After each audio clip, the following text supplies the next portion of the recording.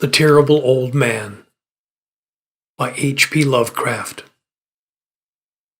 It was the design of Angelo Ricci and Joe Zanuck and Manuel Silver to call on the terrible old man.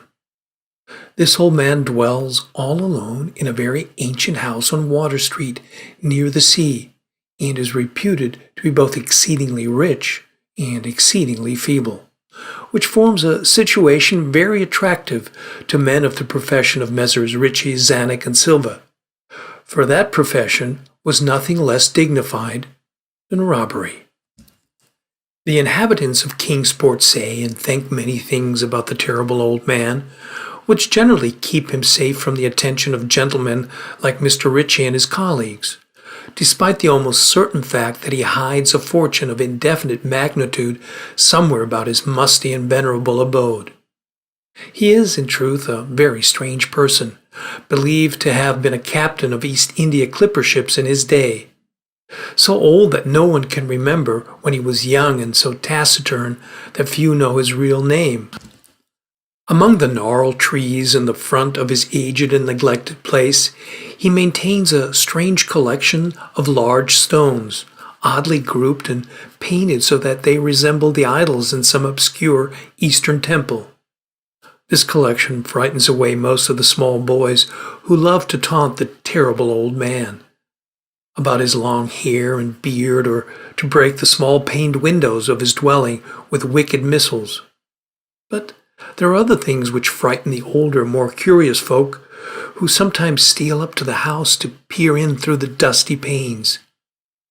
These folks say that on a table in a bare room on the ground floor are many peculiar bottles, in each a small piece of lead suspended pendulum-wise from a string.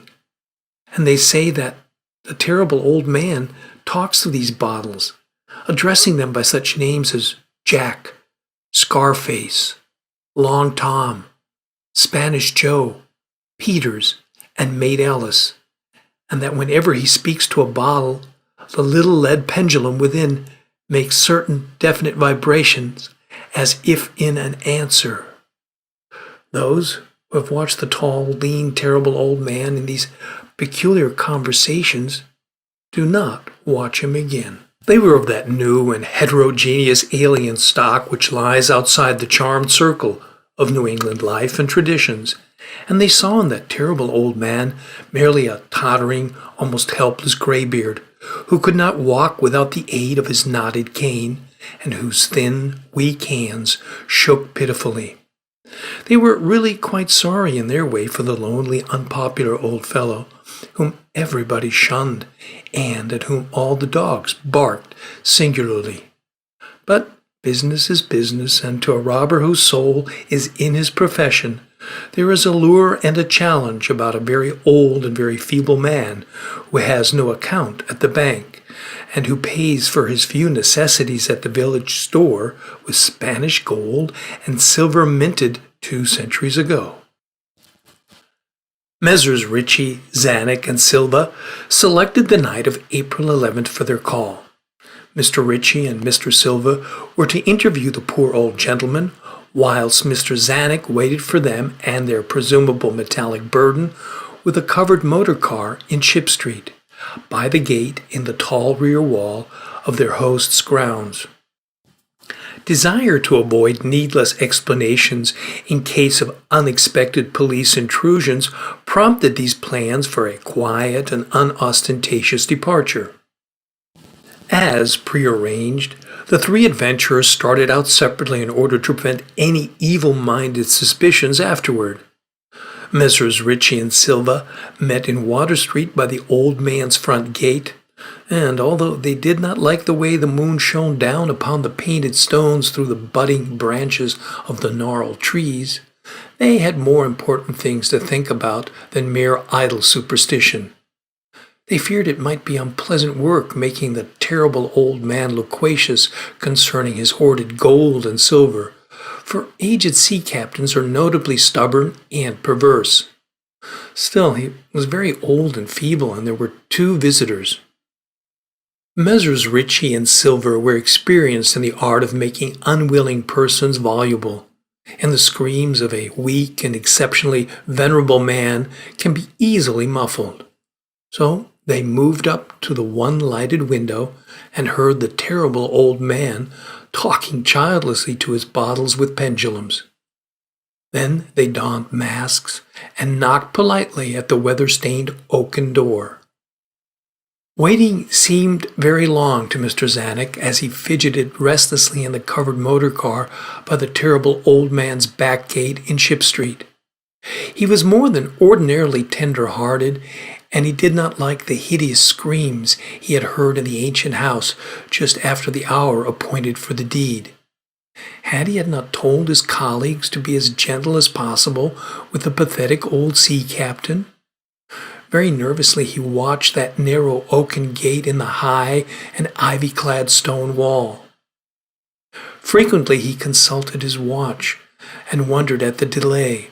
Had the old man died before revealing where his treasure was hidden, and had a thorough search become necessary? Mr. Zanuck did not like to wait so long in the dark in such a place. Then he sensed a soft thread or tapping on the walk inside the gate, heard a gentle fumbling at the rusty latch, and saw the narrow, heavy door swing inward. And in the pallid glow of the single dim street lamp, he strained his eyes to see what his colleagues had brought out of that sinister house which loomed so close behind. But when he looked, he did not see what he had expected, for his colleagues were not there at all, but only the terrible old man, leaning quietly on his knotted cane and smiling hideously. Mr. Zanuck had never before noticed the color of that man's eyes. Now he saw that they were yellow.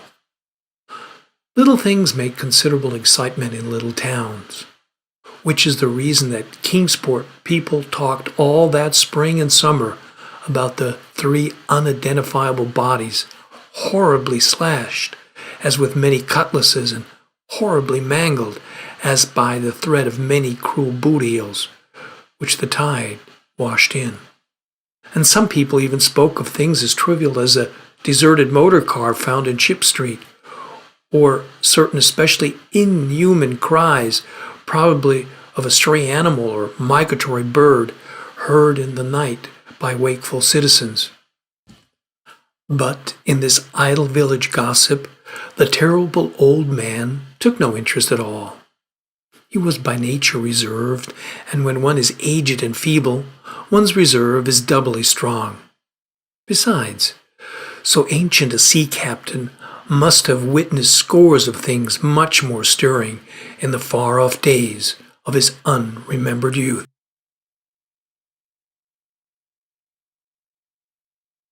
Howard Phillips Lovecraft, August 20th, 1890 to March 15th, 1937, was an American author who achieved posthumous fame through his influential works of horror fiction.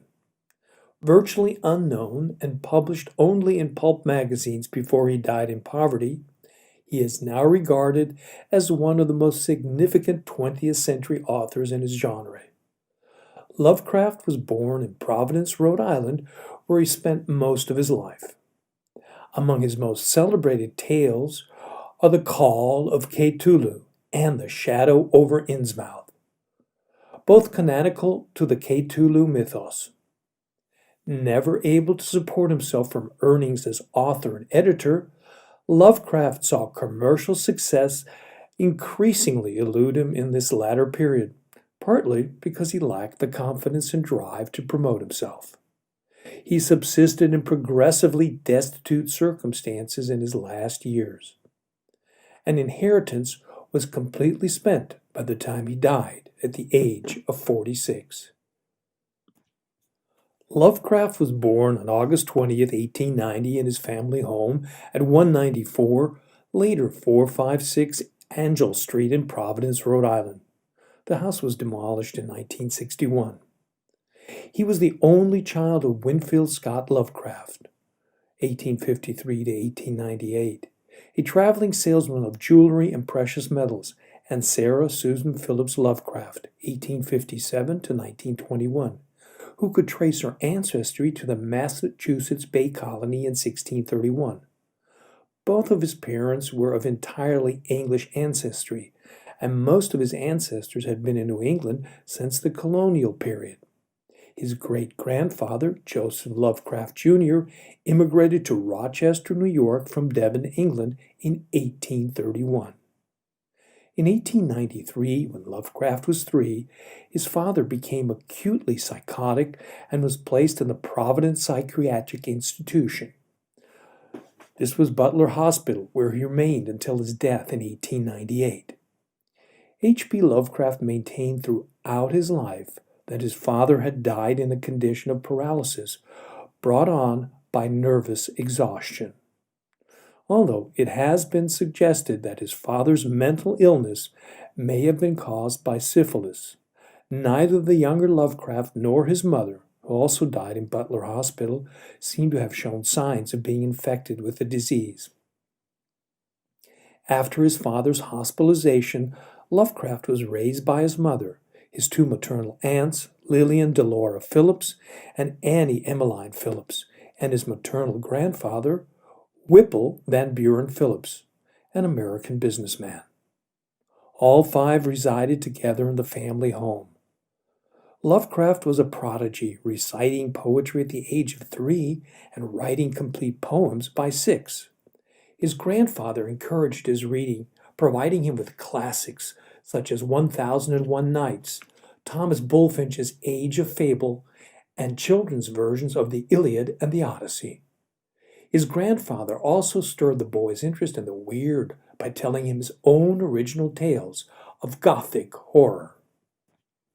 The UAPA reinvigorated Lovecraft and incited him to contribute many poems and essays. In 1916, his first published story, The Alchemist, appeared in the United Amateur Press Association. The earliest commercially published work came in 1922, when he was 31. By this time, he had begun to build what became a huge network of correspondence. His lengthy and frequent missives would make him one of the great letter writers of the century. Among his correspondents were Robert Bloch, the author of Psycho, Clark Ashton Smith, and Robert E. Howard, the author of Conan the Barbarian series. Many former aspiring authors later paid tribute to his mentoring and encouragement throughout the correspondence. His oeuvre is sometimes seen as consisting of 3 periods: an early Edgar Allan Poe influence, followed by a Lord Dunsany-inspired dream cycle, and finally the Kate Toulouse mythos stories.